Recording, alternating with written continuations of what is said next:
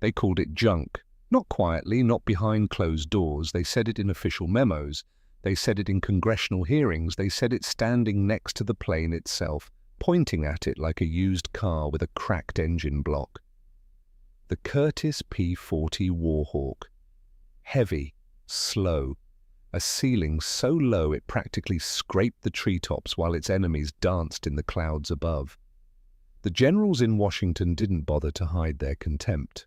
When they needed to send planes somewhere that didn't matter, somewhere the outcome was already written, they sent the P-40S. And when a disgraced, half-deaf, retired Army colonel named Harlan Briggs asked for planes to build a volunteer air force in the jungles of Burma, they gave him the ones nobody wanted. They figured if the planes were going to burn anyway, they might as well be the ones nobody would miss. What they didn't figure on was Vance Rourke. In the fall of 1941, Vance Rourke was 28 years old and already running out of second chances. He had the kind of face that looked older than his years, not worn out, just serious. Sharp eyes that moved before the rest of him did. Hands that stayed steady when everything else was shaking. He had grown up in a small town in Georgia where the two acceptable careers were farming and leaving, and he had chosen leaving the moment he was old enough to sign his name on an enlistment form. The Navy had made him a pilot. That part worked out. The rest of it was more complicated. 3 months before the recruiter found him, Vance had been flying training exercises off the coast of Florida. Standard stuff. Altitude checks, formation drills, the kind of flying that made good pilots bored and bored pilots dangerous. On the last pass of the afternoon, with the sun cutting low across the water and the Atlantic stretched out flat and silver below him, Vance had pushed the nose down. Not because he had to, because he wanted to know where the line was. He pulled out 30 feet above the water. The wingtip cut a white scar across the surface. The wake of the plane scattered seabirds for half a mile. His commanding officer called it reckless. The review board called it insubordination.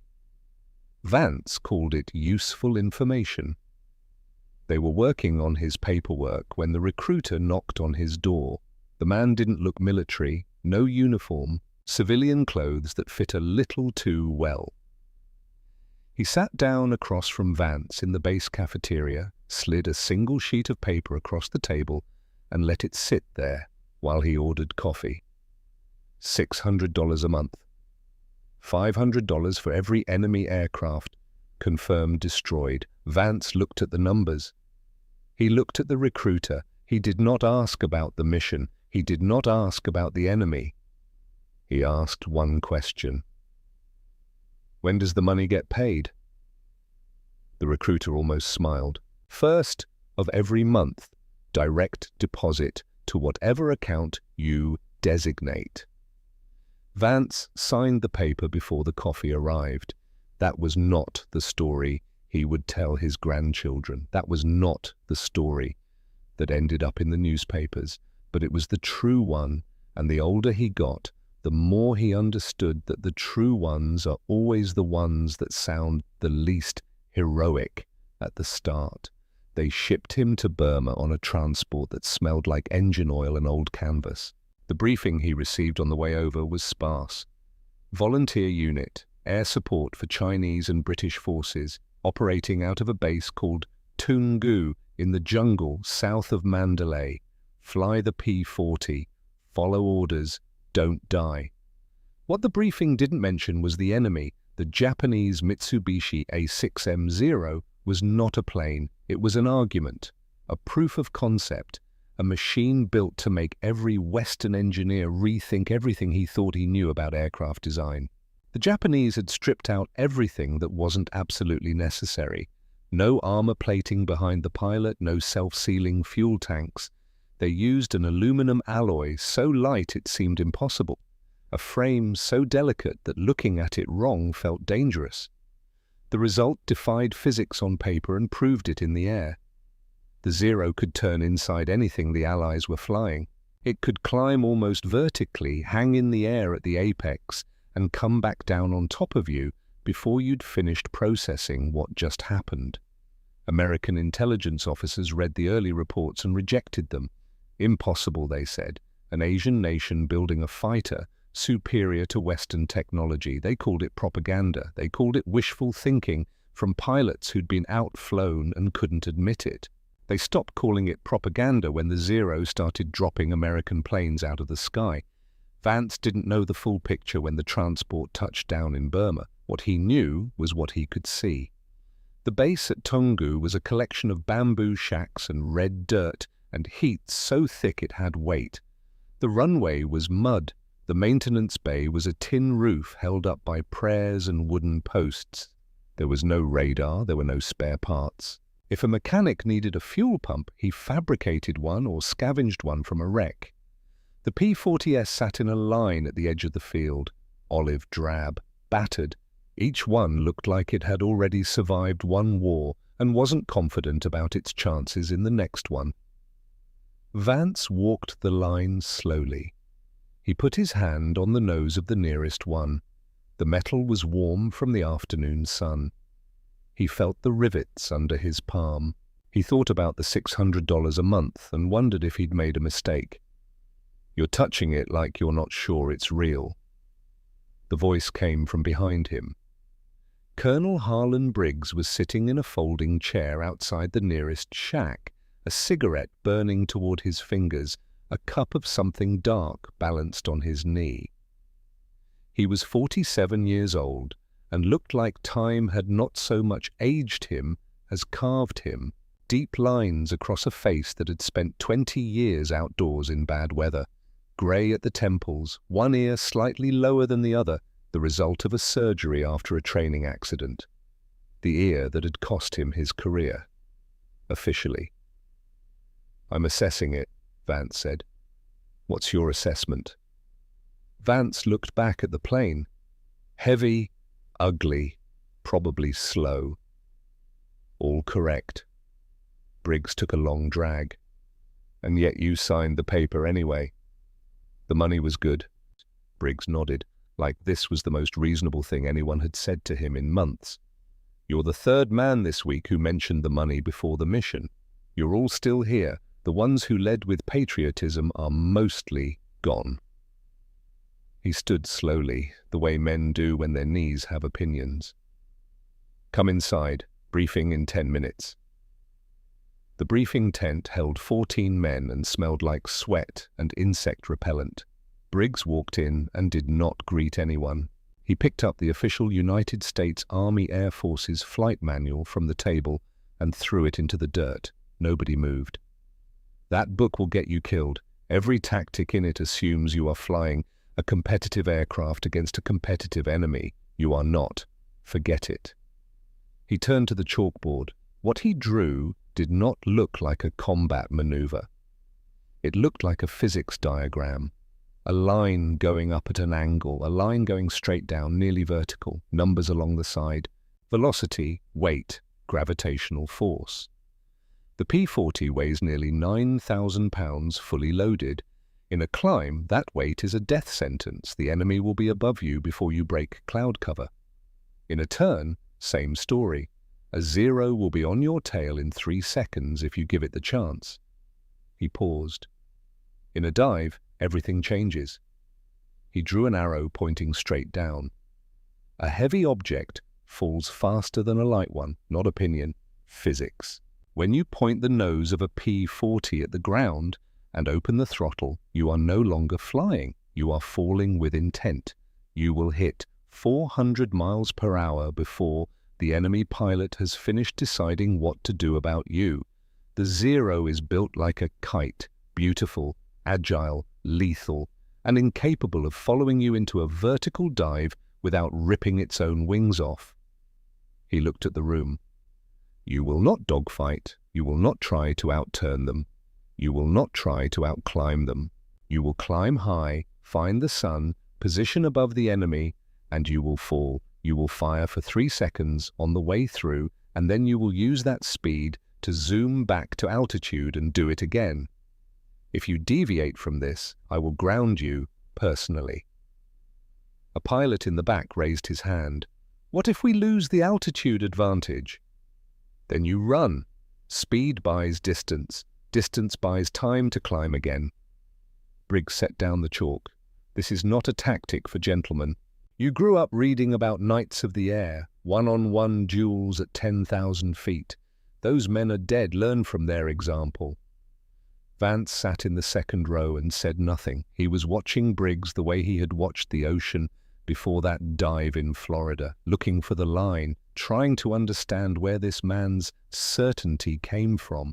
He found out that evening Harlan Briggs had spent a decade trying to tell the United States Army that fighters could stop bombers, not slow them down, but stop them with the right tactics and the right understanding of energy and angles.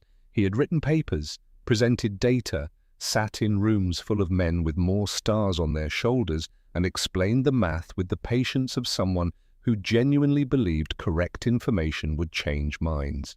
It hadn't. In 1937, they forced him to retire. The official reason was his hearing. Everyone involved knew the real reason was that he made the generals feel stupid, and generals have never responded well to that particular sensation. He had come to Burma because it was the only place that would have him. Here, in the red dirt at the end of the earth, nobody cared about his hearing. They cared about staying alive. It was a week after the briefing when the shark mouths appeared. Nobody ordered them, nobody planned them. And a pilot named Garrett Lund, 26 years old, from a small town outside Lubbock, Texas, with the kind of calm that looked like carelessness until you watched him shoot, had found a magazine with a picture of a P-40 in North Africa. British squadron, desert camouflage. On the nose of each plane, painted in white and red, a set of jagged teeth grinning out from either side of the air intake. Lund had time. He had paint. The math on how those things combine has never been complicated. By morning, 3 planes had teeth. By the end of the week, they all did. Vance had watched Lund do the work, watched him paint the white triangles, precise and even, the red tongue, the black outline, the air intake on the P-40 sat low under the propeller, a wide oval that already looked like a mouth, if you'd ever seen anything that wanted to eat something. The teeth finished the thought. Then Vance had taken the brush from Lund's hand. On the leading edge of the top row, he added 1 broken tooth. Chipped. Jagged at the edge, not because it looked better, because a perfect mouth belonged to something that had never been in a fight. He stepped back and looked at it. The plane looked like it had already survived something terrible and was looking for the thing that caused it. Briggs came by an hour later, stood in front of the finished plane for a long time without speaking. Vance watched from across the yard, waiting for the reaction. Briggs finished his cigarette, dropped it in the dirt, walked away. That night, alone in his bunk with the jungle noise filling the dark around him, Vance stared at the bamboo ceiling. He thought about the money, $600 a month, $500 per kill. He thought about the dive in Florida, 30 feet above the water, the line he'd been looking for. He thought about a 9,000-pound machine pointed straight down, building speed that nothing fragile and beautiful could follow. He was still there for the money. He knew that. He wasn't going to pretend otherwise, not to himself, not in the dark, but something else had started growing in the space next to the practical reasons, something without a clean name, something that felt, if he was being honest, a lot like the moment before the dive. That last second before the nose goes down and the horizon disappears, and there is nothing left in the world except the decision you already made. 3 weeks later, a network of farmers with radios picked up the sound of engines coming from the north. A red flare went up over the operations tent at Kunming. This was not a drill. Vance Rourke ran to his plane. The shark mouth grinned at him from the nose. He climbed in, strapped down. The Allison engine coughed twice and caught, and the sound of it filled the cockpit like a fist. He pushed the throttle forward. The wrong man in the wrong plane lifted off into the wrong war.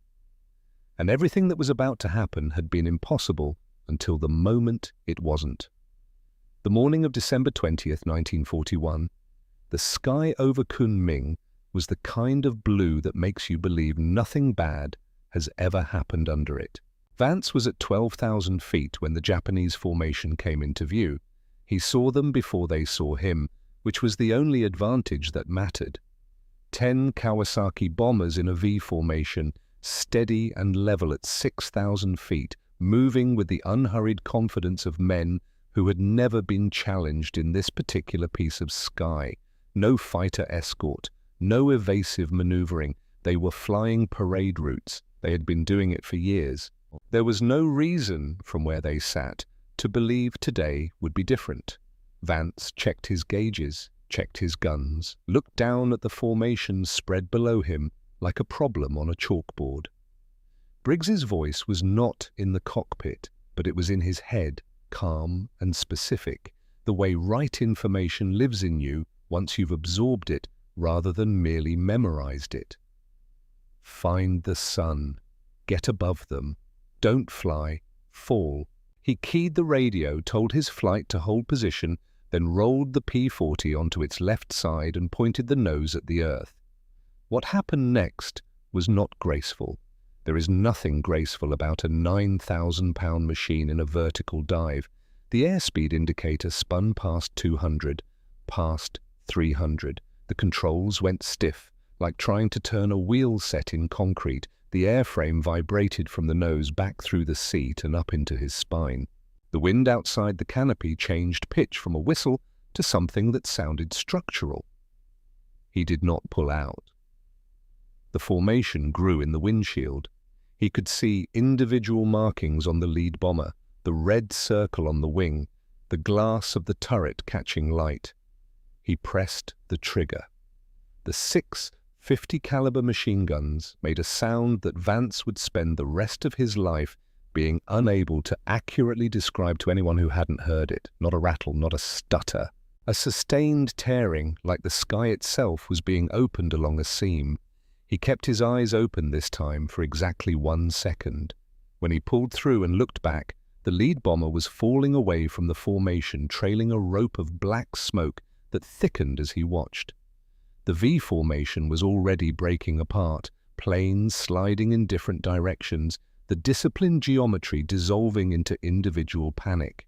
His flight came through behind him, 2 more bombers catching fire in the first pass, and then they were through and climbing, using the speed built in the dive to rocket back up toward altitude, away from the gunners, up into the blue where nothing could follow.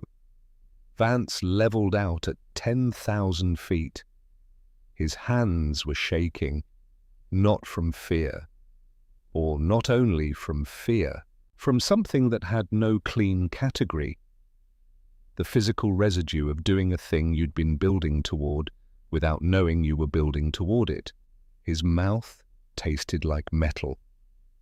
The cockpit smelled like cordite. Below, 3 columns of black smoke were rising from the fields south of the city. He had expected to feel something larger, some signal that the abstract physics diagram on a chalkboard had translated correctly into the actual world. What he felt instead was his own pulse in his fingertips, and the specific narrow understanding that the man in that lead bomber had not known Vance Rourke existed until the last 2 seconds of his life. He climbed, he reset, he dove again. By the time the last Japanese bomber turned back, 7 of the 10 had been shot down or were going down. The city was intact. The airfield was intact. Garrett Lund landed 2 minutes after Vance, climbed out and walked directly to the debrief without saying a word to anyone. Vance found out in the mission log that Lund had personally accounted for 3 confirmed kills on the day. His approach angle in the final pass had been so precise that the Japanese gunner never had a targeting solution. Lund mentioned it the way he mentioned the weather. As a fact, not a story. That was his particular quality.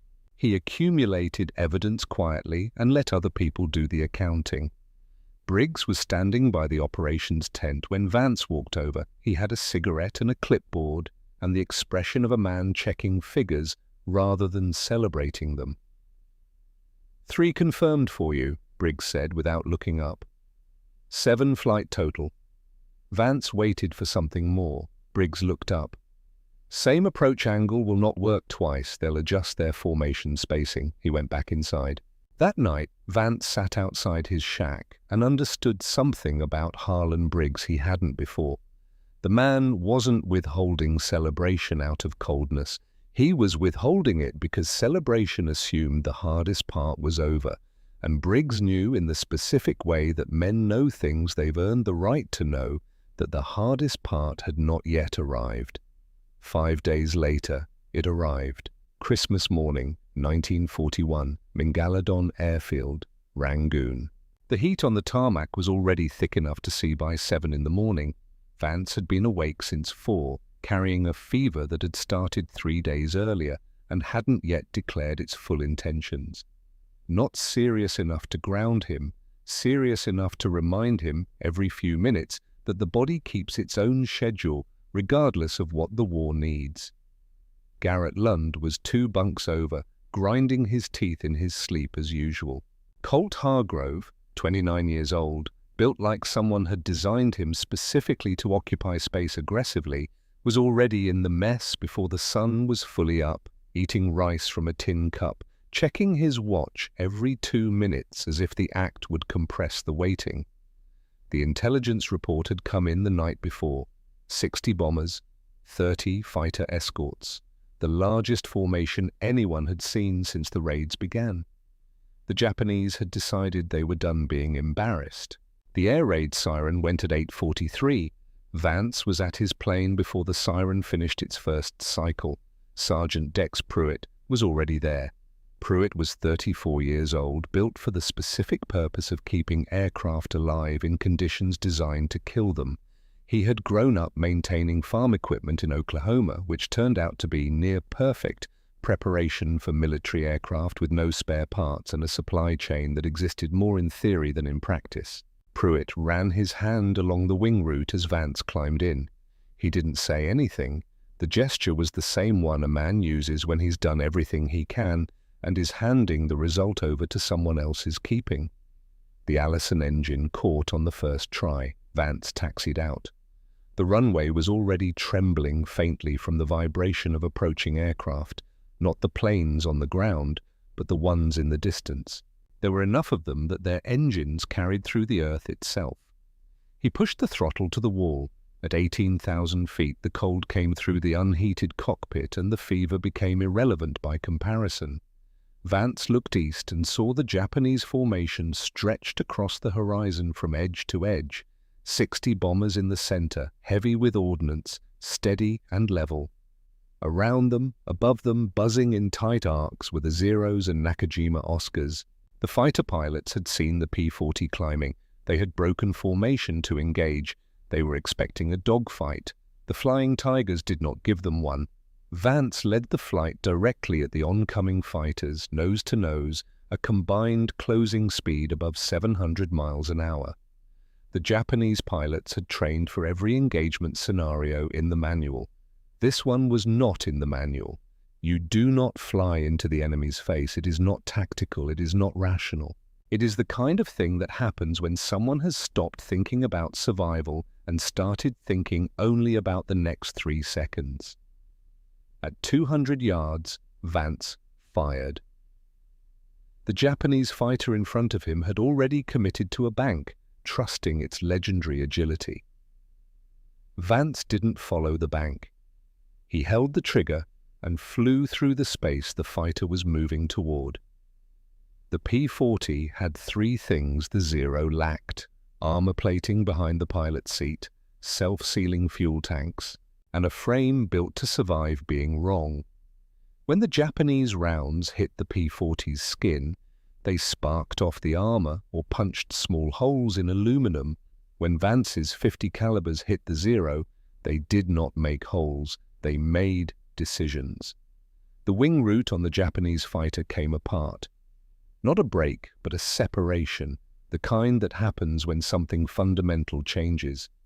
Vance did not watch it fall. He was already shoving the stick forward, pointing the nose down, building speed. A Zero tried to follow. He felt it in the tracers that flashed past his canopy. He pushed the dive harder. Airspeed hit 350, 400. The Zero behind him began to shake, its light frame hitting the wall of air resistance that physics had set specifically for aircraft not designed to fall. The Zero pulled out. Vance kept going. At the bottom of the dive, he used the accumulated speed to zoom back up, the P-40 climbing on momentum alone, and at the top of the zoom he was already looking for the next target. It was during the third pass that Colt Hargrove disappeared from the radio. Not went silent.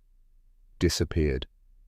One moment a voice, the next moment the specific quality of empty air where a voice used to be. Vance called twice.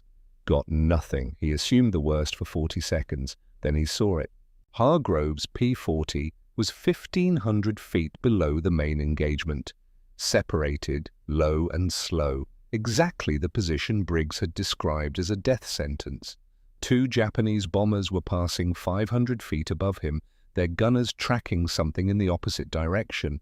Hargrove had no altitude, no speed, no angle for the boom and zoom, no option that existed in any manual any Air Force had ever produced. What he had was a specific kind of refusal.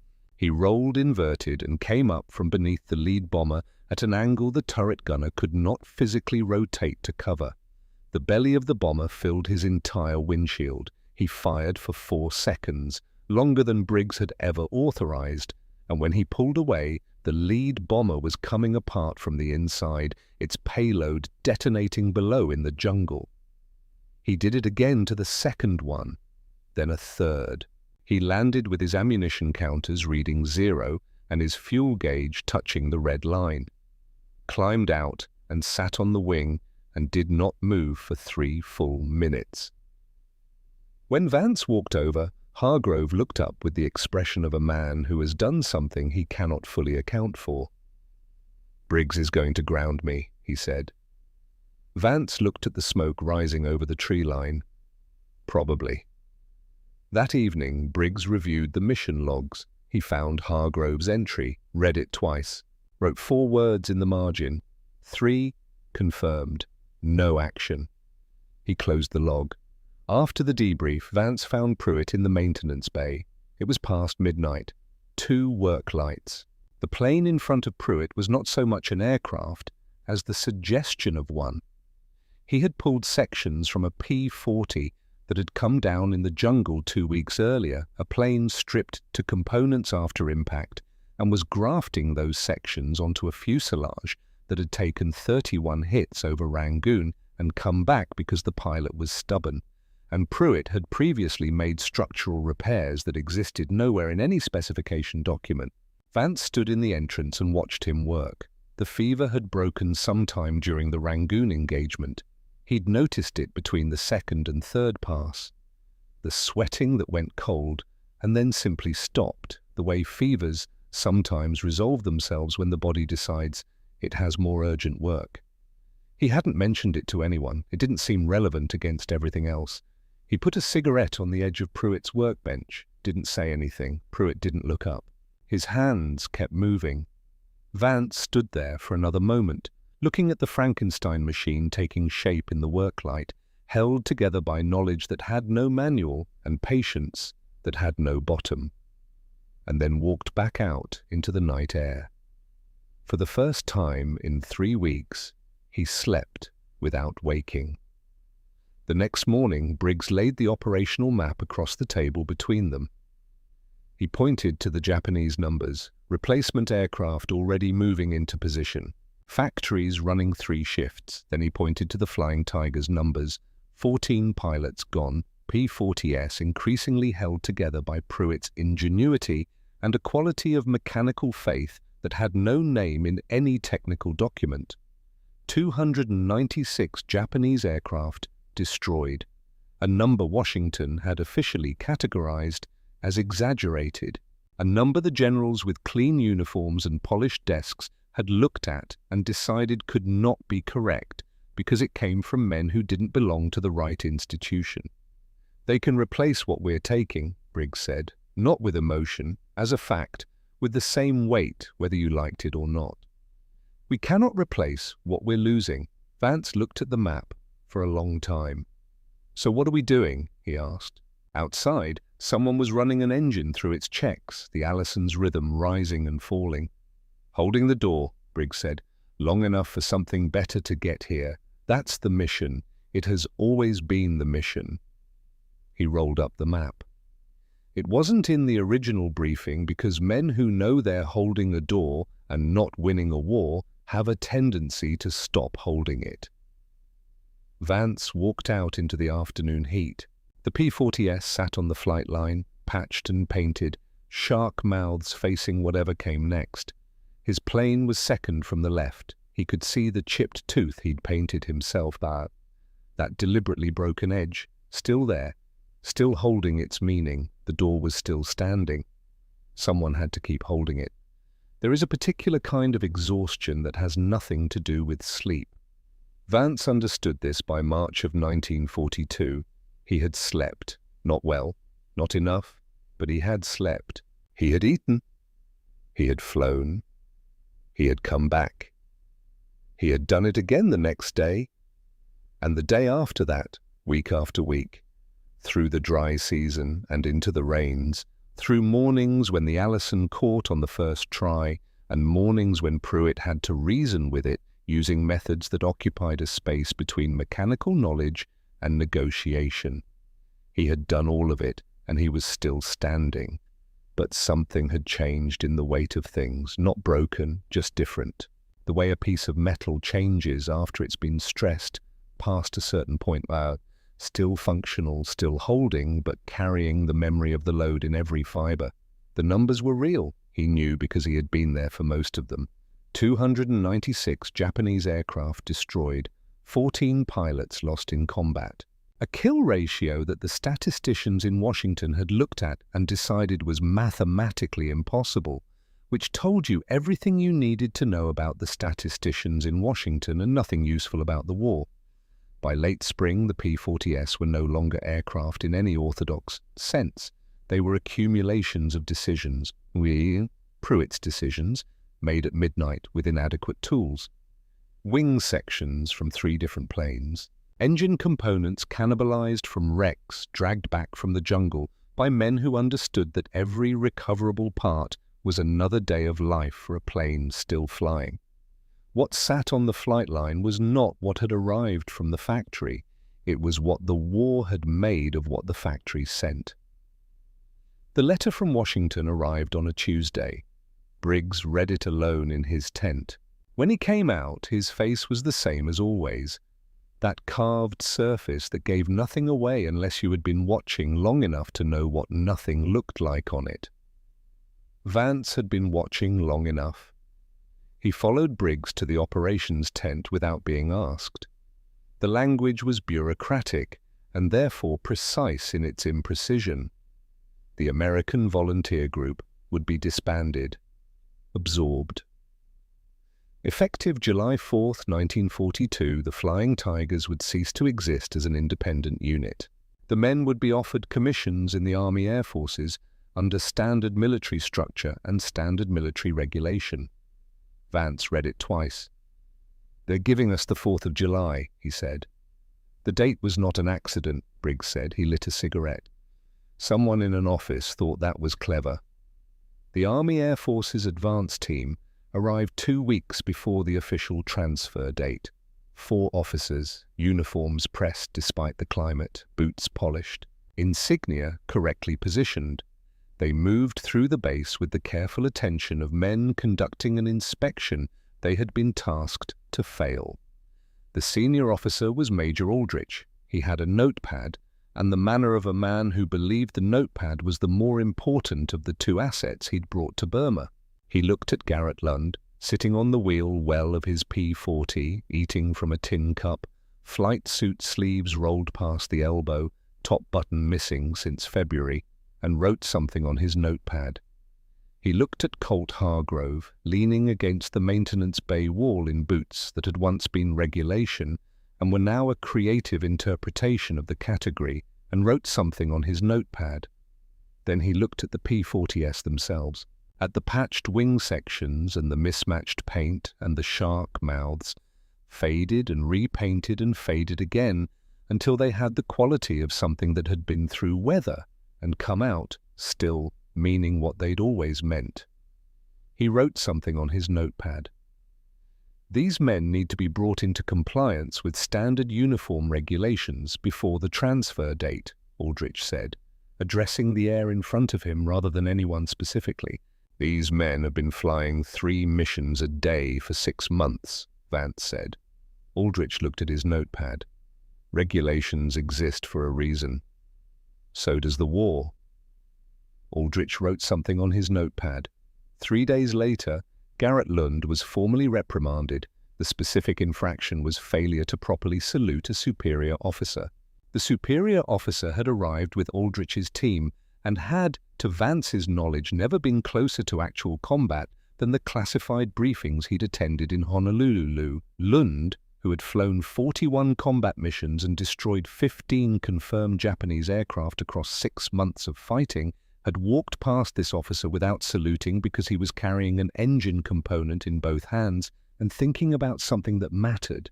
Lund received the written reprimand in the operations tent. He read it, folded it carefully in thirds, set it on the table, then he removed his flight wings from his chest and placed them next to the folded paper. He walked out of the tent and did not come back. Vance found him that evening sitting outside the shack, looking at the flight line in the long light of the afternoon. "I'm not signing the commission papers," Lund said. "I know. 15 planes, Vance. I know." They sat for a while without talking. In the maintenance bay, Pruitt was working on something, the sound of his tools carrying across the heat in a steady, patient rhythm. The same rhythm it had been since the beginning. "Where will you go?" Vance asked. Lund thought about it. "Transport. Flying the hump over the Himalayas. They need pilots for those runs." He paused. "At least nobody's going to write me up for my buttons at 23,000 feet. Colt Hargrove submitted his separation papers the following morning. Vance submitted his that same afternoon. He did not do it in anger. He was clear with himself about that, sitting at the small table in Briggs's tent, with the form in front of him. He had not come to Burma for the institution. He had not stayed for it. The institution had nothing to do with any of it. Not the dive over Kunming, not the Christmas morning over Rangoon, not the 3 seconds of sustained fire that had become the atomic unit of his entire understanding of what it meant to do something correctly under conditions designed to make correctness impossible. He signed his name, set down the pen. Briggs was sitting across from him, present in the particular way he was present when something was ending that he had known would end this way before it started. "You knew they'd do this," Vance said. "Not an accusation, a recognition." "I knew the institution," Briggs said. "It protects itself. It absorbs what it needs and rejects what it cannot categorize. What you men did here cannot be categorized, so the institution does what institutions do." "And you?" Briggs was quiet for a moment. Outside, a plane ran through its engine check, the Allison's rhythm rising and falling in the heat. "I have been here before," he said. "Different address. Same paperwork." Vance looked at the man across the table, 47 years old, deaf in one ear, a face that had absorbed 20 years of being right in rooms full of people who found that intolerable. He had built a victory out of mathematics and physics and a collection of men who had signed up for the money and stayed for something that didn't have a clean name. "They're going to use what you built," Vance said. "The tactics, all of it." "Yes," without saying where it came from. Briggs picked up his cigarette. "The boom and zoom will save American lives in the Pacific for the next 3 years. The pilots who use it will never know who drew it on a chalkboard in a tent in Burma." He exhaled slowly. "That's acceptable to me." Vance wasn't sure it was acceptable to him. But he understood that Briggs had arrived at that position through a longer road than Vance had yet travelled, and the view from the end of that road was genuinely different from the view at the beginning of it. He stood, extended his hand. Briggs stood. He took it, held it for a moment longer than a handshake requires, that extra second that carries the weight of everything the words didn't say and weren't going to say, because some things spoken aloud lose something essential they retain in silence. Then he let go. The last morning, Vance walked the flight line alone. The P-40S stood in a row in the early light, their shark mouths facing east into the sunrise. Up close they looked like what they were, machines kept alive past any reasonable expectation of their survival, patched and repatched, their paint worn down to layers that told the story of the months in the order they'd happened. Fresh paint over bare metal over welds that hadn't been in the original design. He stopped in front of his own plane, put his hand on the nose the way he had that first afternoon at Tungu, when the metal had been warm and he'd been trying to figure out if he'd made a mistake. The shark mouth grinned at him. The chipped tooth he'd painted himself was still there, that one broken edge he'd restored twice when mechanics tried to correct it, assuming it was damage rather than intention. He had never explained it to anyone. He didn't need to. Some things say what they mean without translation. He stood there for a long time, hand on the warm metal, listening to the jungle come alive in the morning. He had come here for the money. He was leaving with neither the money nor the institution, because the separation terms were what they were, and he had no interest in negotiating with people who thought Garrett Lund's buttons were a relevant subject in the context of a war. But he was leaving with something else that had no line item, no category, no column in any ledger he had ever been shown. Something that had grown in the space between the practical reasons over the months of falling and fighting and coming back. Something that had been built out of red dirt and bamboo shacks, and Pruitt's midnight repairs and Briggs's chalkboard diagrams, and the specific, unrepeatable experience of pointing a 9,000-pound machine at the earth and trusting the physics to hold. In the fall of 1943, Vance Rourke was sitting in a bar in San Francisco when he read about the new doctrine. A newspaper left on the stool beside him by someone who'd finished with it. He almost didn't pick it up. Then he saw the headline, Pacific Air Operations, updated tactical guidelines for fighter engagements against Japanese aircraft. He read it slowly. It was all there. Altitude advantage, diving attack. Avoid sustained turning engagements with lighter Japanese fighters. Use speed and weight as primary tactical assets. The language was clean, official, scrubbed of any personality, but the idea was the same idea that Harlan Briggs had drawn on a chalkboard in a tent in Burma 2 years earlier. The same idea that had been wrong until the evidence made it undeniable, and then had become so obviously correct that nobody needed to explain where it came from. Briggs's name was not in the article. The Flying Tigers were not mentioned. Vance set the paper down, looked at his glass, sat with the bar noise around him and the city outside, and the fact, persistent and neutral, and finally, slowly, acceptable, that the world moves by absorbing what it needs and forgetting where it found it. He ordered another drink, did not make a toast, just sat with it. 6 months later, a letter arrived, postmarked from somewhere in Western China, no return address. Inside, a single index card. 2 sentences in Briggs's handwriting. The doctrine is spreading. It's working. No signature. Vance kept the card for 40 years. He didn't need to. He had memorized it the first morning. Some men leave behind statues. Some men leave behind tactics. The difference, he came to understand, is that tactics keep saving lives long after the statues have crumbled. There is no official order that explains why the shark mouth is on the A-10 Thunderbolt today. No memo, no directive.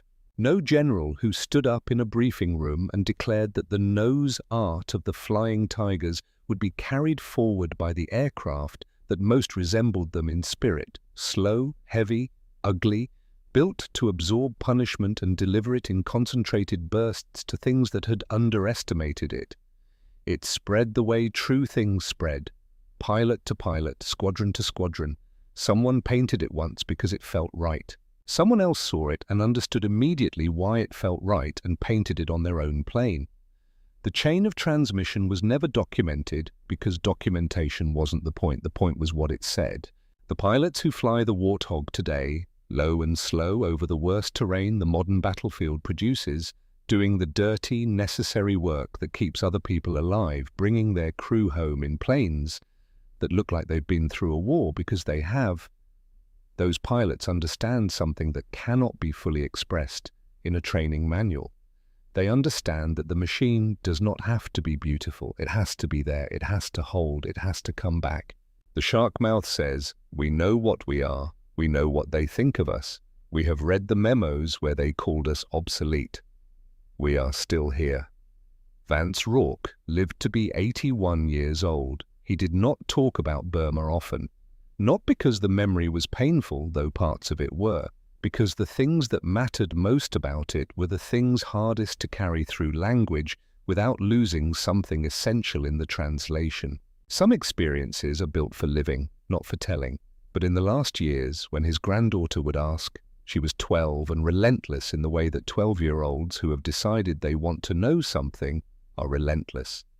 He would sometimes try. He would tell her about the weight of the plane, about what it felt like to point the nose at the ground and trust that the physics would hold, about a man named Harlan Briggs who was deaf in one ear and right about everything that mattered and paid for that combination his entire career, about a kid named Garrett Lund who never once mentioned his own kill count and put his wings on a table without a word when the institution asked him to become something smaller than what he was.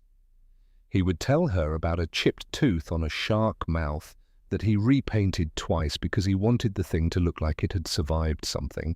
Because the machines that last are never the perfect ones. They're the ones that have already been through the fire and are still flying. And when she asked, because she always asked, what was the most important thing, the one thing, what was it that he wanted her to carry away from all of it, he would be quiet for a moment. Then he would say, "They called the plane junk. They were right. It was slow and it was heavy and it flew like a brick and shook like a washing machine. And nobody in Washington wanted to put their name on it. But that plane held the line when the line needed holding. It bought the time that the war needed to turn. Not because it was the best weapon in the sky. Because the men inside it stopped trying to be something they weren't and figured out how to be exactly what they were, completely, without apology, pointed straight down at 400 miles an hour. That's the whole thing. You don't have to be the best. You have to know what you're built for, and then you fall toward it with everything you have, and you don't pull out until the job is done. His granddaughter would write it down in her notebook because she was 12 and relentless and had already decided this was the kind of thing worth keeping. Outside, somewhere, the shark mouths were still flying. They had never stopped.